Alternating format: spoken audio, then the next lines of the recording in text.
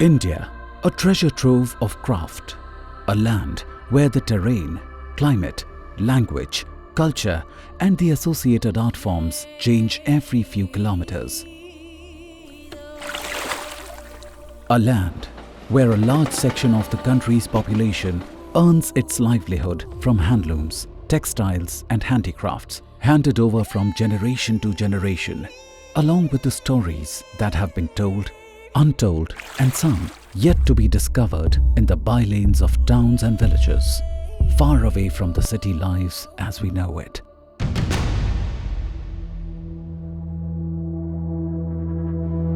मेरा नाम तारिक अहमद मीर है। मैं कश्मीर के दूर दराज एक गांव जिसका नाम है गौतापुरा वहाँ का रहने वाला हूँ। तो मैंने जो है पोस्ट ग्रेजुएशन के साथ साथ नेट क्वालिफाई किया है। तो 2010 में मैंने अपना एक ग्रुप बनाया है जिसका नाम है स्पेशल हैंड्स ऑफ कश्मीर, जिसमें शुरू में हमने अपनी फैमिली मेम्बर्स के साथ मिलकर ये काम स्टार्ट किया, लेकिन आहिस्ता आहिस्ता हमारी कामयाबी को देखकर लोगों ने इसमें ज्वाइन किया। अभी 100 लोगों का एक ग्रुप है। मेरा नाम ज़मरुद कौसर है। मैं यहीं चंदेरी की ही रहने वाली हूँ। मेरी जो शादी हुई वो बुनकर परिवार में हुई। मेरे जो ससुर जी हैं वो भी बुनकर हैं और वो पगड़ियाँ बनाया करते थे, जो महाराज साहब की पगड़ियाँ होती थी। और जो मेरे शौहर हैं वो मास्टर वीवर हैं। उन्होंने काम शुरू किया तो अपने बाबा की विरासत से उनको काम मिला। पूरी चंदेरी में सिर्फ वीवर ही हैं, इसके अलावा कोई नहीं है। यहाँ पे सिर्फ बुनाई का ही काम होता है और इससे रिलेटेड जो काम होता है सिर्फ वही होता है। इसके अलावा यहाँ पे व्यापार का और कोई साधन नहीं है। मेरा नाम लीलाबेन परमार है। मैं कांडावरा गांव की रहने वाली हूँ। काम हम तो टेलर का है, पर ये हमारा ओखाई का काम चालू है। मैंने ट्रेनिंग लिया है और मैं ये काम सबको, हमारे आसपास के गांव के लोग हैं और हमारे इधर के हैं एरिया का, वो सब मेरे पास से लेके जाता है और मैं सबको देती हूँ। और गायत्री सखी मंडल भी मैं चलाती हूँ।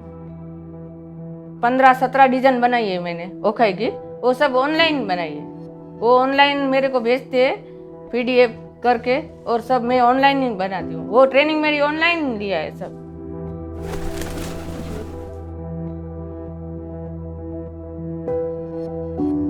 Over the years, craftspeople like Tariq, Jamrood and Leela-Ben have constantly weathered various paradigm shifts in the craft production and consumption ecosystem. Their art forms may differ, but issues like increased mechanization, poor institutional framework, absence of market intelligence are prevalent in each cluster. However, certain geographical locations come with their own unique set of challenges. तो जब हमने शुरुआत की तब भी हमें बहुत सारा चैलेंजेस का सामना करना पड़ा। लोगों ने एक्सेप्ट नहीं किया, ऑफिशियल्स ने हमें ठुकराया। एग्जीबिशंस में जाने का को तो दूर की बात है। सिटी के लोगों को अगर कोरियर करना होता है तो 50-100 रुपया खर्च करके वो कर सकते हैं। अगर हमें जाना होता है तो हमें गाड़ी लेनी पड़ती है, हमें पूरा दिन ज़ाया हो जाता है आने जाने में। डिस्टर्बेंस की वजह से आए रोज़ इंटरनेट बंद होता है।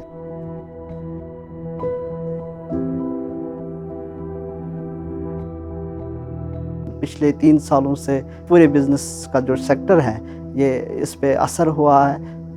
उसके कुछ वजूहात है, जैसे नोटबंदी पहले हुई, उसके बाद दिल्ली में हालात वक्तन फ़वक्तन ख़राब रहे। शाहीन बाग का मसला हुआ, कुछ सिटीज़नशिप के हवाले से कुछ हुआ।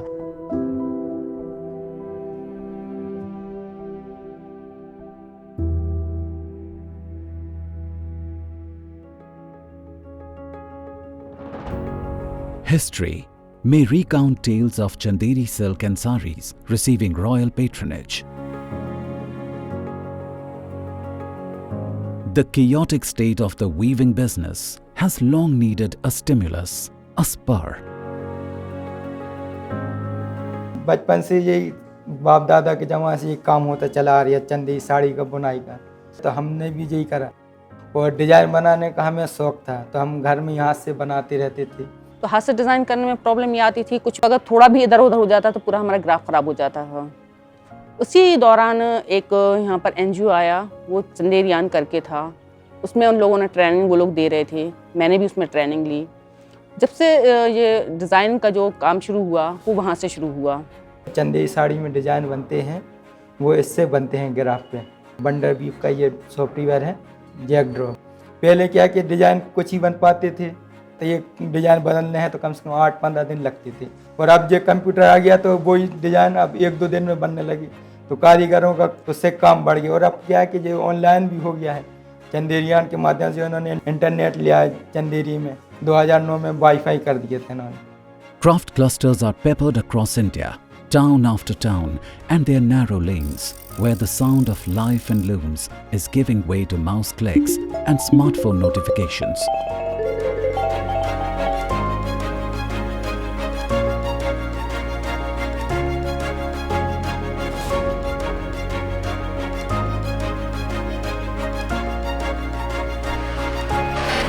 And then, the great unknown.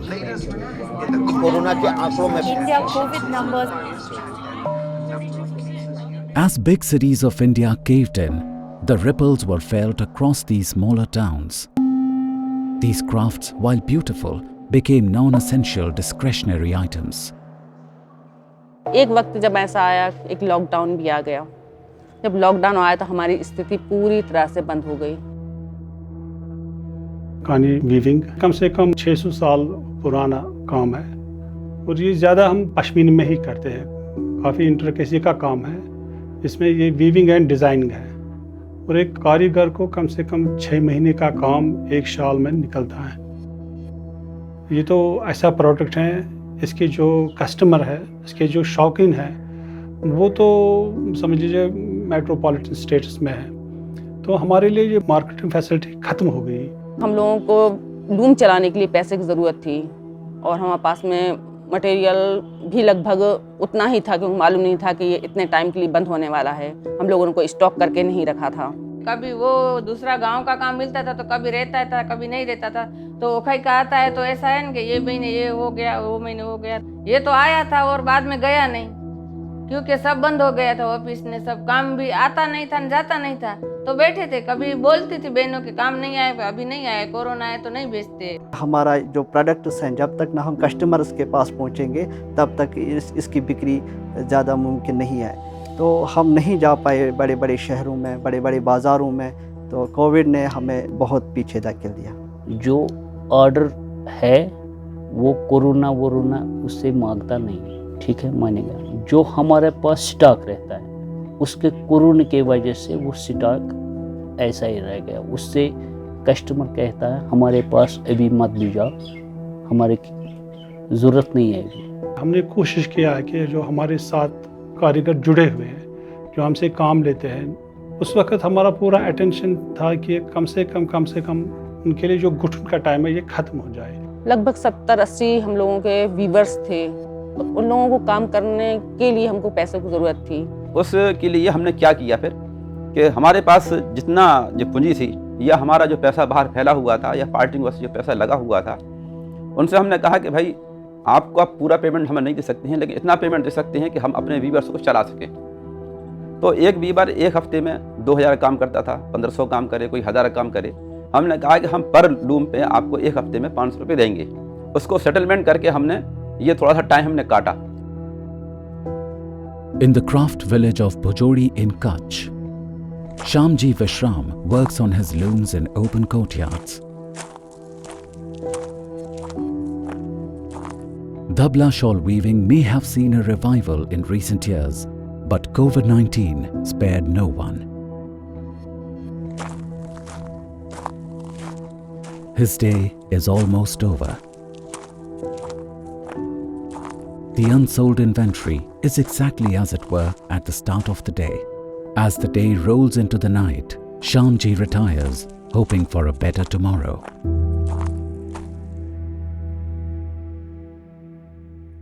A new morning sun, 1200 kilometers away from Kutch, in the narrow lanes of Pranpur, Lala Ram Kohli is about to start his day. He has been weaving saris for over 30 years. Pre-pandemic, he would start his loom at 4 a.m. But this is a new world and he's adapting to a new normal.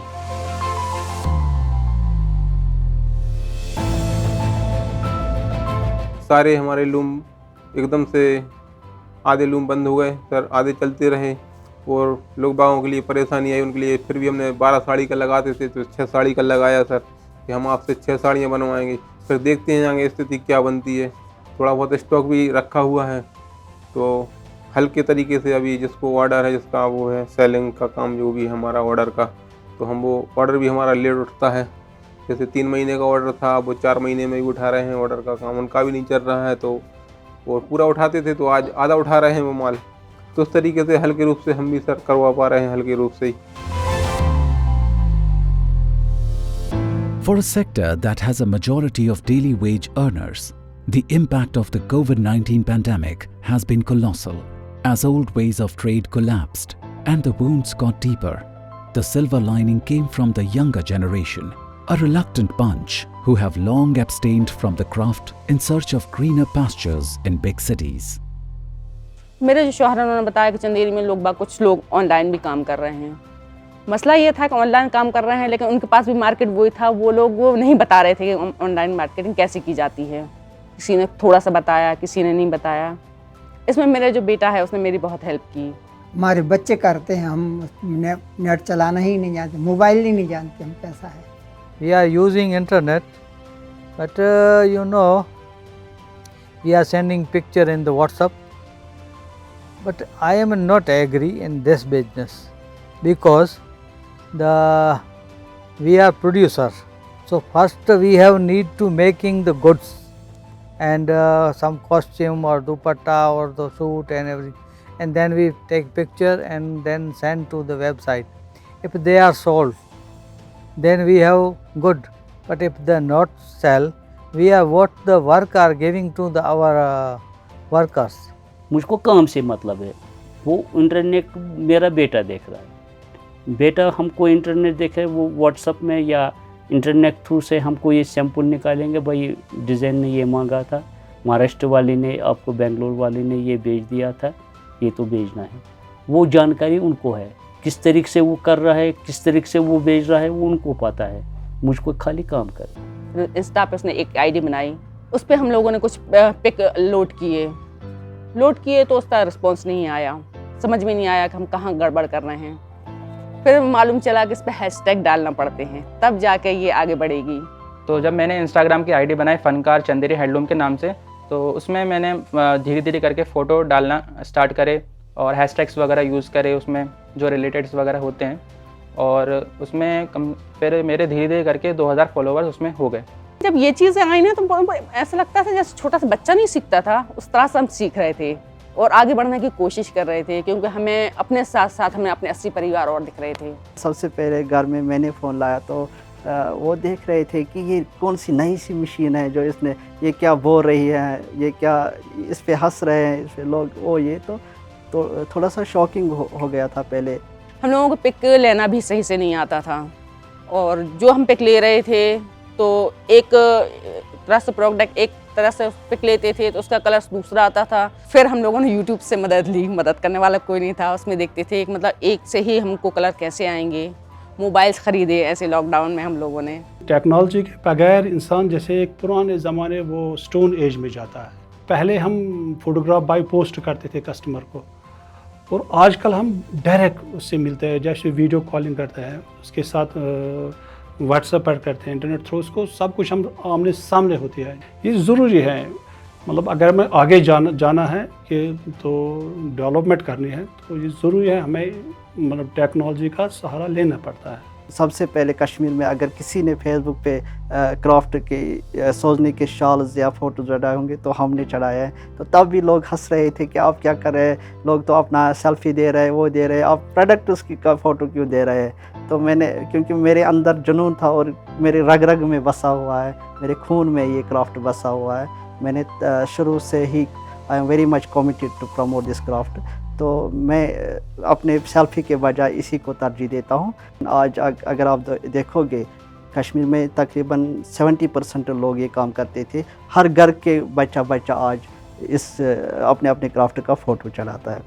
लगभग मैंने देखा कि 90% जो generation है चंदेरी की, जब से online शुरू हुआ है, लॉकडाउन लगा है, तो लोगों को जो बाहर जाने के बजाय जो बाहर जाने वाले थे या पढ़ने थे, उनका चंदेरी के जो बच्चों का रुझान है वो चंदेरी साड़ी के ऊपर दोबारा लौट के आया है।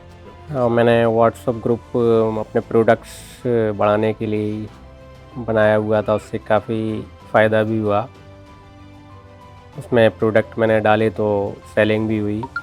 जो मेन काम रहता है सोशल मीडिया का, वो हमारे जो जिनके साथ हम टच में हैं उनके साथ कनेक्टेड रहना, और अगर हम कुछ नया डेवलपमेंट कर रहे हैं उन सब चीज़ों के बारे में उनके साथ जुड़े रहने के लिए social media. The way of life that has long run like a well-oiled machine is now evolving with the aid of technology. Having realized the opportunity in adversity, the old schools of thought are now being superseded by digital ways of design, marketing, merchandising, and certifications.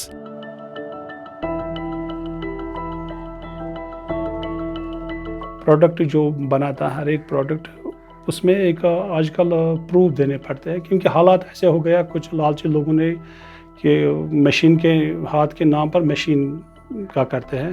तो आजकल market में हमारे product का machine का भी बन रहा है, उसके लिए जीआई इंट्रोड्यूस किया है कि आजकल स्टैम्प पड़ता है कि जीआई कि हाँ हमारे पास जीआई है। We have got 6 crafts registered under GI, which is geographical indication. It was to prevent misuse of Kashmiri handicrafts and to prevent imitation of handicrafts, which actually, if you take example of a product like Kashmir Pashmina, so there are cheaper imitations coming from the machine-made mills and then other parts of the country and throughout the globe, who are being sold in the name of Kashmir and then diluting the overall inherited image of the Kashmir Pashmina. So through this legal protection, we have been able to curb that practice, and we have got Pashmina testing and quality certification center established for the enforcement of that legal practice.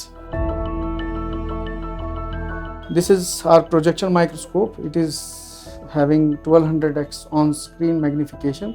तो इसमें हम fibre identification test करते हैं। यहाँ पे ये thermal analysis equipment है। जो इंडिविजुअल एनिमल का प्रोटीन फाइबर होता है उसकी अपनी एक थर्मल एनर्जी होती है। वी गेट पीक्स, अगर इसमें 2-3 पीक्स आई तो जितनी आपके ब्लेंड होंगे उतनी आपको पीक्स आ जाएंगी। This is wrap reel. ये रैप रील मशीन है, इसमें हम नोन लेंथ ऑफ यार्न निकाल के, फार्मूला एक है या सॉफ्टवेयर है, उसमें जब डाल देंगे तो आपको count of the yarn, count means जो थिकनेस है यार्न की, वो पता चल जाती है, because you do require the count of yarn used in particular pashmina product. ये टेंसाइल टेस्टिंग मशीन है। इसमें भी आप टेंसाइल टेस्ट करके डिफरेंट पैरामीटर्स देख सकते हैं। कोई भी एक टेस्ट अगर फेल आया तो it's sufficient for us to declare it as machine spun. ये एक फ्यूजन मशीन हमारी है। इसमें टेम्परेचर सेट करके है 116 से 120 डिग्री सेल्सियस। तो ये टैग इस पे हमने रबर रखा, तो इसको फ्यूजन अब हो रहा है। अब देखिए ये now the material has got fused with this basic fabric. 8 digit alpha numeric code जो है ये ऑनलाइन इसके इस आर्टिजन के नाम पे इशू हो जाएगा। ये ग्लो हो जाता है, रजिस्टर्ड जीआई, जैसे आप यहाँ देखेंगे यूवी लाइट में लेकिन खाली दिखेगा, तो registered GI and 100% handmade. GI mark है हमारे पास कि आपको एक गारंटी है कि प्रोडक्ट की कि हाँ ये प्योर है, हैंड वीविंग है, इसका जो प्रोसीजर है कि प्योरिटी का है जीआई, ये उसी की सर्टिफिकेट्स है। Now equipped with the young trailblazers who are taking advantage of technology, social media and the e-commerce boom, the Indian craftspeople have found a new lease of life. कई सालों से ये जो है ये क्राफ्ट अब बहुत ही कम होते जा रहा है। न्यू जनरेशन तो बिल्कुल भी इसकी तरफ माइल नहीं है। इसके कई सारी वजूहत हैं। उन्होंने देखा कि हमारे जो केयर टेकर्स है, पापा है, मम्मी है या जो भी हैं, दादा हैं, उन्होंने कोई तरक्की नहीं की इसमें। उन्होंने कोई इससे कोई घर नहीं बना सकता, इससे कोई बस अगर कर सकता है पेट पाल सकता है, बाकी ना शादी कर सकता है इससे ना कुछ।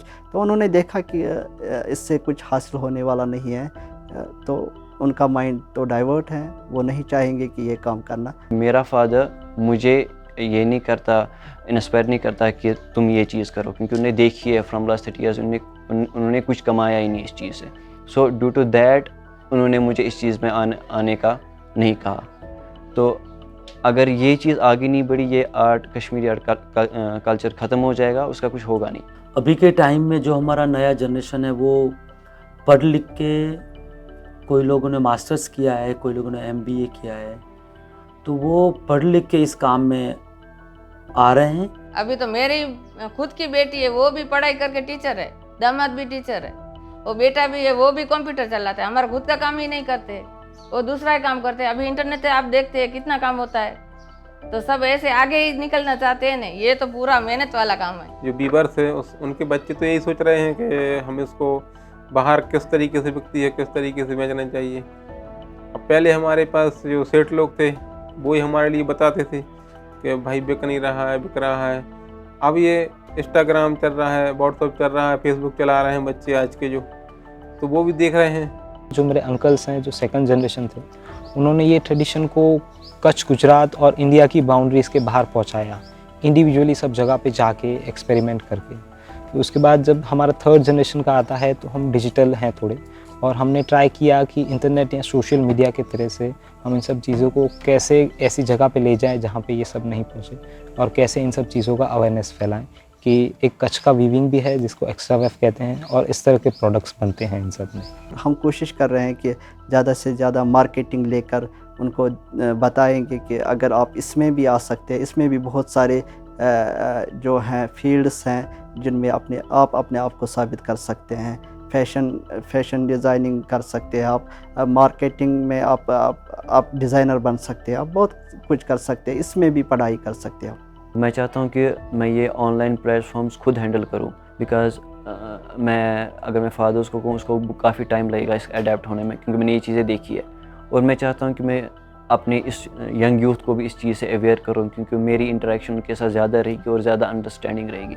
इसीलिए मैं चाहता हूँ कि मैं इसको खुद फॉरवर्ड करूँ, काम अपने फादर पे रखूँ और इस चीज़ को ऑनलाइन प्लेटफॉर्म, मार्केटिंग, एडवर्टाइजमेंट का खुद देख लूँ। पहले हमको लगता था कि ये चंदेरी जो है ना, साड़ी जो है ना, ये ख़त्म हो जाएगी, क्योंकि यहाँ के जो नई जनरेशन है वो शायद वीविंग करना नहीं चाहेगी।